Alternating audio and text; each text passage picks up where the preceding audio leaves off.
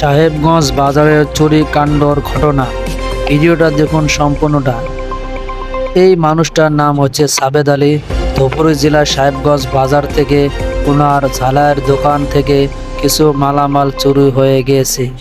ওনার ঝালাইয়ের দোকান থেকে কি কি মালামাল চুরি হয়ে গেছে দেখুন ওপেন ক্যামেরায়। আর একটা এই ট্রলিখানে প্লেন শিট, ফুল প্লেন শিট, একটা প্লেন শিট এটি আছে, ওই প্লেন শিটটা নিয়ে গেছে। এই প্লেন শিটটা পরে যে পাইছিলাম এটি ড্যাম্পের মধ্যে। এটা হারাইছে কোন দিন? এটি হারাইছে এই মাসখানেক আগত। 1 মাস হয় নাই এলাও, না হলেও ওই রকম 1 মাস হয়েছে। তারপরে মোর প্লেন শিট নিয়ে গেছে। এই যে এটি যে টিনগুলি আছে,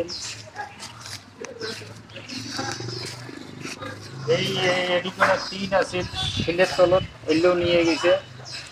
পরে যে এটি একটা ডেম্পো আছে সাহেবগঞ্জ বাজারের বলতে, আমার ডিজে পাইছিলাম। আর ছোট টিন দিছে, মন্দিরের টিনও নিয়ে গেছে। পরশু দিন যে টলির মাল কাটি দিয়ে গেছে, এটা বরুণডাঙ্গা থেকে দিলে টলি, এই টলিতে প্লেন শিট নিয়ে গেছে নাকি? এই এই প্লেন শিটে 10 ফুট বাই 6 ফুট এই প্লেন শিটে এটি আছে।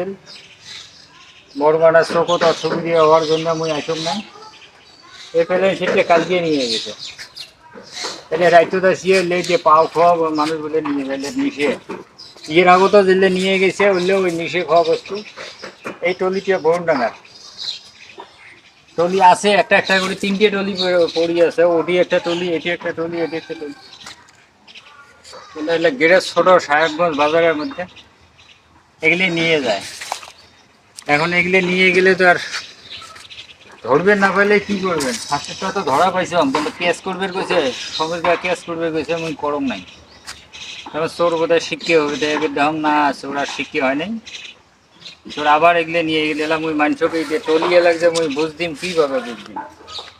টলি এলাক বুঝ দেওয়ার কোনো ক্যাপাসিটি নেই।